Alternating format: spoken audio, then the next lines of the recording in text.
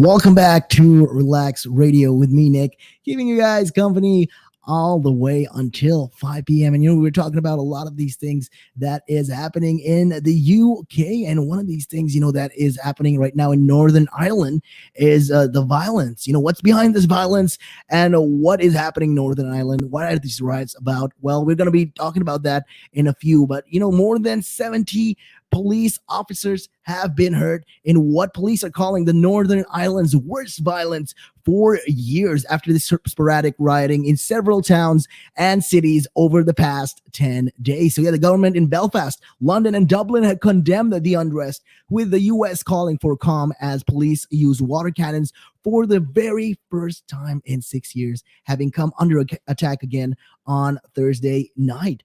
So, that's just something that is happening right now. And while all of Northern Ireland's main parties have called for an immediate and complete end to the violence, they are divided about this case. So who's behind this unrest? While there is no clear indication, who exactly is behind all of this, the unrest is being orchestrated by an organized group. The violence has been concentrated in areas where criminal activities, criminal gangs linked to loyalist paramilitaries have significant influence. So there's an increasing evidence that senior figures in organizations such as the Ulster Defense Association and the Ulster Volunteer Force are allowing the trouble to proceed. So there's a lot of these analysts, suggesting loyalist paramilitaries of the Southeast Antrim UDA may have exploited an opportunity to kick back at the police service of Northern Ireland after a recent clampdown on criminality. Yeah, that's right. And in this area, especially around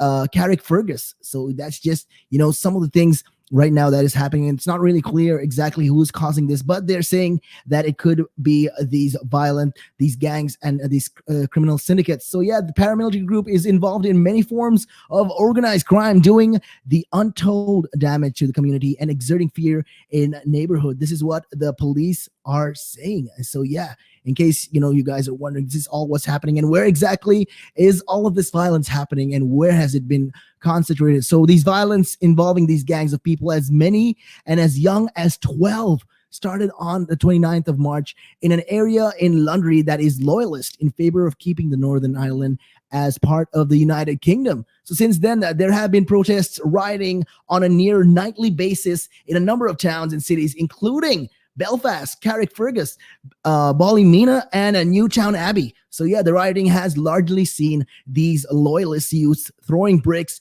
fireworks, and petrol bombs at lines of police officers and vehicles. I mean, that is just super deplorable in my opinion. I mean, to be doing this, especially in a time like this, and I can understand, it can be a lot of things, but I condemn violence in any way or form. You don't need to be violent to prove your point. And I really don't know what they're trying to achieve, because end of the day, people are just going to get hurt. People are going to be injured. People are going to suffer. And all you're going to do is put the country in a setback. So we don't really need that kind of violence.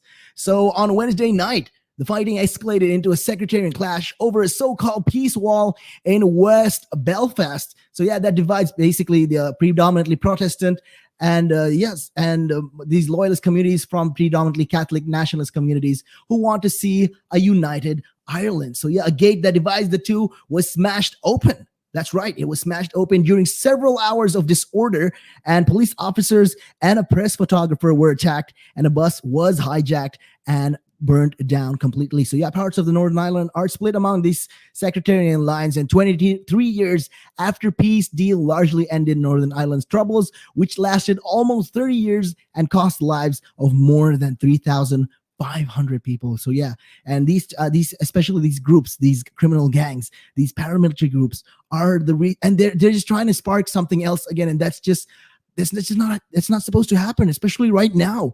What is the point? What are you going to gain from all of this? And what is this got to do with Brexit? Well, unionist leaders have linked the violence to simmering loyalist tensions over the Irish sea border imposed as a result of the UK-EU Brexit deal. So the new trading border is the result of the Northern Ireland's protocol introduced to avoid the need for a hard border on the island of Ireland.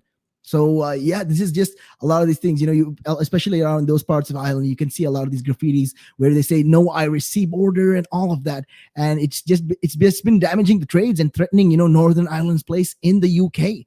So yeah, these protocols mean Northern Ireland remains in the EU single market for goods. So products being moved from Great Britain to Northern Ireland undergo EU import procedures. That's right.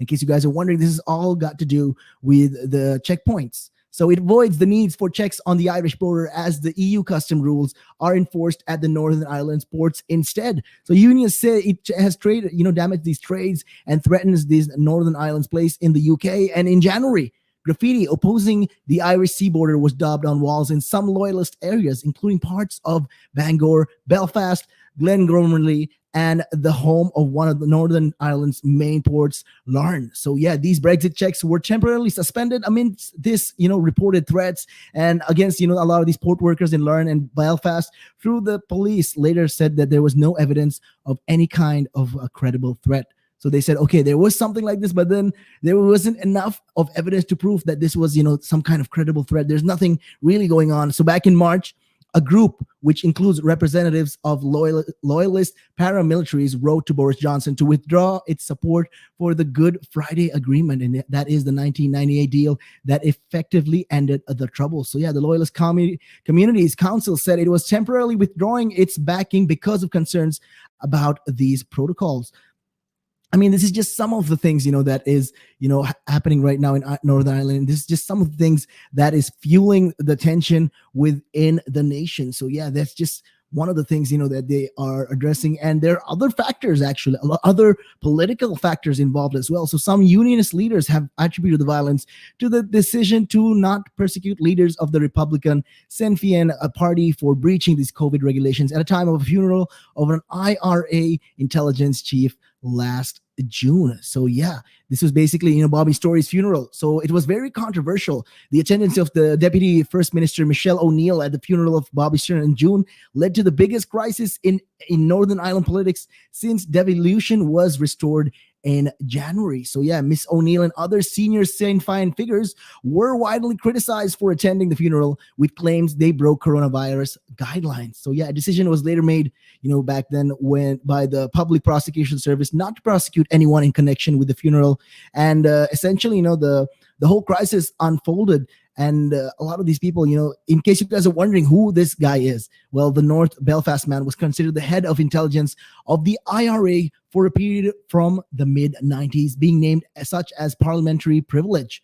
So that is who he was. He was a very big figure in the IRA. And what happened at the funeral was basically, Miss Story's coffin was driven from his home into the Belfast late on Tuesday that night. So during his funeral, large numbers of these people essentially lined up in routes and courts, and it was followed at a distance by a large number of these mourners. So yeah, and then his body was taken to the funeral, to the cemetery. And a lot of this is because why it became so controversial was because Miss O'Neill was part of that funeral, which Sinn Féin said included no more than 30 people. They said no more than 30 people, but there's so many people.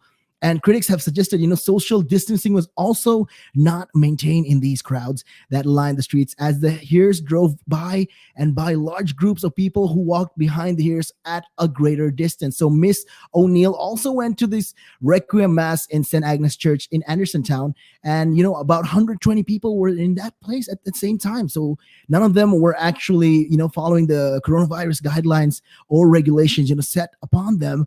And they were breaking the rules. And because of this, it's because of this, a lot of the tension was rising. So yeah, it's just crazy. Many people expressed their anger at Miss O'Neill for failing to follow these guidelines. She insisted the public should follow, but she never followed it. So a lot of people are calling her a hypocrite. And, the guidance which had led to these loyalist band parades being canceled last summer, it's all because of this. So yeah, some people have also accused police of double standards after the Public Prosecution Service, the PPS, said there was not going to be any prosecution. And Mr. Bryan said he recognized people were angry. And yeah, this is coming from the chief constable, but they've refused to step down. He briefed, the Sturm and Power Sharing executive on the disorder at an emergency meeting on Thursday and said he is open to dialogue with anyone who's willing to work with him to resolve the issues facing the community. And yeah, that's just some of the things, that is happening in Northern Ireland, and why it's getting so violent, why it's getting so crazy out there. And I mean, it is actually pandemonium right there right now. And every night, make sure you guys, be safe, and make sure you stay at home if you can, because this is just going to be more crazier as time goes by. It's just going to be more violent, and you shouldn't get caught in the crossfire. But with that being said, we are going to step into a real quick break, and we'll come back more onto this as we go along in the show. And checking your time right now, though, it is 2:45. Good afternoon.